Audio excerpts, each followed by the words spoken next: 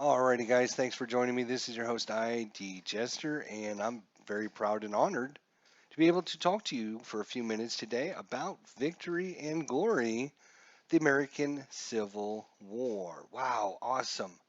So, I love the old Victory and Glory Napoleon game.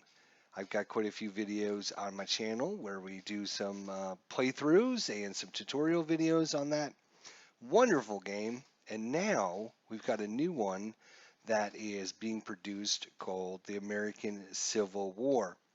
So this game is going to be done by Electric Games, Forbidden Games, and Lock and Load Publishing.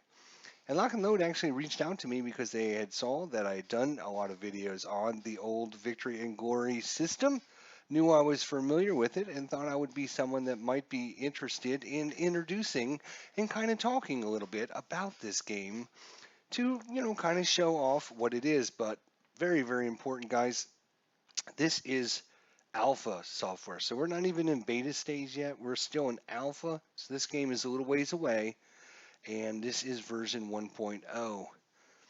So what I wanted to do is just kind of go gloss over a few things with you guys, show you a few things, and give you just a quick introduction to the Victory and Glory system. If we go in the controls and preferences, again, you can see some of the details. I do have the music turned off, but man, they have such good music in this game. But sometimes the music can, fluctuate in how loud and soft it is, and so I just turned it off just so that you guys can understand and hear me a little bit clearer. But it definitely does come with music. It does have a adjustment where you can adjust the volume on it and such. So very epic music as well. So let's just kind of talk a few minutes about the Victory and Glory. Obviously, updated system from Napoleon to the American Civil War. So let's go ahead and see what we have. Again, we might run into experience any issues or bugs, or it's not feature complete. This game is barely in the infancy stage. So guys, remember that this is not final production. This is not final anything. This is just a very early stage look, just so you guys have a taste of what you can expect in Victory and Glory. That's all. So just to understand that. So let's look at the games here. So right now, there's a couple historic scenarios in there. 1961, both the Union and the Confederates, and then a scenario with the border states for both the Union and the Confederates. What I'm going to actually do is click on the Confederates here. And of course, it'll give us some nice information about it. And oh man, look at that artwork is awesome. That is just, I love the look of the art in this game. Already, I can just tell I'm going to love this. Let's go ahead and start up the campaign. So you can see there's going to be multiple levels of difficulty. Corporal, which gives the player a slight advantage. We have Major, which is no advantage to either side. And then if you find the game too easy, of course, we're going to have the General difficulty, which will allow the AI to give itself a little bit of a bonus. So right now we're just going to leave it on major, and we're going to commit to it, and we're going to get a chance to look at the wonderful, awesome board. Look at this. Wow. So I'm going to scroll out with my mouse here so we get a little bit broader view. The one thing that really drew me to Victory and Glory back in the day when I didn't know much about it was the fact that you're basically playing a board game on the computer. And man, oh man, does this look like a beautiful board game. It goes all the way down here, way south to Florida, all the way over into Texas a little bit, Kansas, Iowa, Minnesota. You can see all the different areas, but wow, just the map looks really good. You have these nice little drawings in different areas and the artwork. And of course, you have different units, which you can click on and get some information upon. You're going to have leaders. You're going to have your different units based in that leaders. And basically, if we talk about the Victory and Glory system, let's zoom out a little bit. So obviously, this is between the Union and the Confederates. and one player is going to take one side, the other player is going to take the other side, or the AI, I'm sorry, is going to take the other side. And what your main objective here is you're going to be moving your units around into different areas. They're going to have a nice strategic element going on here where you're trying to manage your different armies. You're going to manage what units are in these armies. You're going to actually manage what generals are in these armies. And you have only a certain amount of activations when you need to get everything done.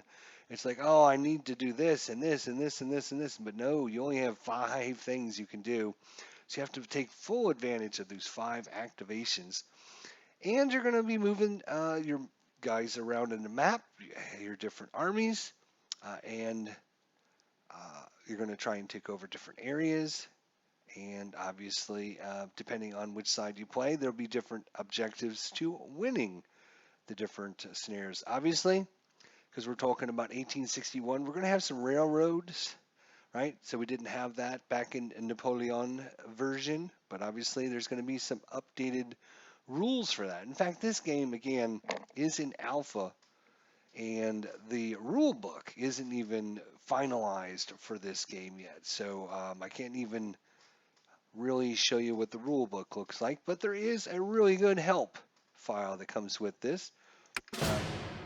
We can look at the blockade runners. We can also look at the game summary charts where you're going to find out all your different information about how each side is doing, the different land forces and naval forces, and economic details, and all that good game summary such. And obviously, what you're trying to do here is move your different armies around, and eventually you're going to battle the enemy. And when you have these battles, it's going to switch from this overview strategic view to more of a tactical, and we'll get to show you that here in a little bit. Obviously, we got some naval activity going on here along the coast, and obviously that'll be quite important as well. We can click on any of these units, and we can click on and move our units. There is also an undo button, which is super good because when you accidentally do something, you can actually take that back. Oh, look at this beautiful artwork here in Arkansas, and of course Georgia here. Really looks good. I love the look at the map. It's just really, really crisp and clean, but it's got that nice board gamey look to it, which is wonderful. All right, so obviously you have different leaders. They're going to have different rankings. You're going to have different units with inside those armies. We can actually, let's click on a few of the Union armies here. You can see there's McDowell and Banks. And let's see what else we can find here. McClellan, Grant, and Brunel. And let's see who else. Looks like over there is Leon. All right. So obviously the Union player is going to do the same thing with his armies and move them around in the battle board on the strategic map, trying to outposition, outthink, and outflank his opponent, and hopefully you'll be able to do better than your opponent and win the game. So, what I would like to do is show you a little bit of the tactical board as well. So what I think I'll do is, there's the, oh yes, almost forgot. How could I almost forget? You also have cards. Oh, what great game isn't there without cards? Every game should have cards. So you're going to get a hand of event cards that you're going to be able to use, and these are random. You do not start with the same ones every time. They are randomly drawn from your deck, and the event cards will give you different powers and different abilities to do things.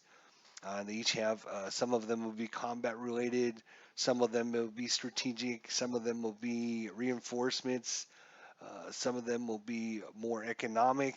So how you play your cards, when you play your cards, adds another deep layer to the strategy of victory and glory. So let's head back to the main menu here real quick. And what I'm actually going to do is load a save game here. And I've got the tactical overlay map here that I wanted to just kind of cover for those of you that are unfamiliar with Victory and Glory and Napoleon. It's kind of similar in how you do things, but not exactly. It's been updated with some really cool features, actually. If we move these guys out of there, you can see that some of the terrain pieces have different tiles that you can actually line up on. And what you're going to do is you're going to position your units however you think tactically is going to work best for you. Oh, yep, there, yep, service corps, right. And obviously some reserves up here. Then they're going to have a nice tactical battle. Certain units will get to shoot and fire and damage an enemy and routing enemies and routed units and eliminated units all go over there, and it's a big epic great battle. It's not just a click, but there is, if you don't feel like fighting the tactical battles, there is some battle options that you can use, so you can completely automate it. So the battle will be fought, you know, on the AI will just automate it for you. You don't have to worry about it. And then, of course, you can have one full round of combat, and that'll be resolved each time you click on the Fight Next Round button. So you can decide, yeah, I'm doing really good. I want to continue this fight, or maybe the enemy's just overwhelming you, and so you've kind of given up. You can then switch it over and say, all right, I'm just going to automate the rest of this because it looks like it's going to be a lost cause for us. Or maybe you've overwhelmed the enemy, and the computer is just not going to be able to withstand your awesome tactical abilities. And of course, you do have the full manual control as well.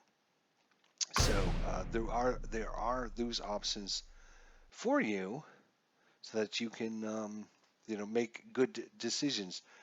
And here is the help system that's built into the game. Again, this is just alpha, so I'm not sure how much or little there already is in the system or in the help system, but it talks about your different activations, your amphibious movements, your armies. You know, if you forget some of the rules, you can always go to the help file. Avoiding battle. How does that happen? What determines whether or not you can avoid a battle? When you do a battle, how does that happen? Oh, there's minor battle, and there's major battles. There's also naval battles, which obviously with Napoleon we never got to really engage in much. Attacking, commanding generals, initiative, leader casualties, all kinds of good information they've already got in the system. So it'll be very easy to get up and running in this game. Uh, Winning, unit upgrades, turns, scoring, recruiting, naval movement. Obviously, that's going to be very, very important. And yeah, so you can fight these battles out to your heart's content, or you can let the computer just automate them if you're more a strategic guy and you want to just move your armies around the battle board and not worry about the tactical elements, or you can do both, which is awesome. So Victory and Glory, the American Civil War looks really, really good. I'm very impressed with it, and I can't wait to delve into it a little bit farther as this game progresses out of alpha. Again, this is alpha, so it will be a while before this game is finalized and completed. We're not even in the beta stages yet, but this is just a quick look of the upcoming Victory and Glory, the American Civil War, just to give you guys a taste of what it might be like when it is finally released. We'll look forward to that. So thanks for joining me. This is your host, ID Jester. Until the next time, thanks for coming by, thanks for watching, and we'll see you all very, very soon.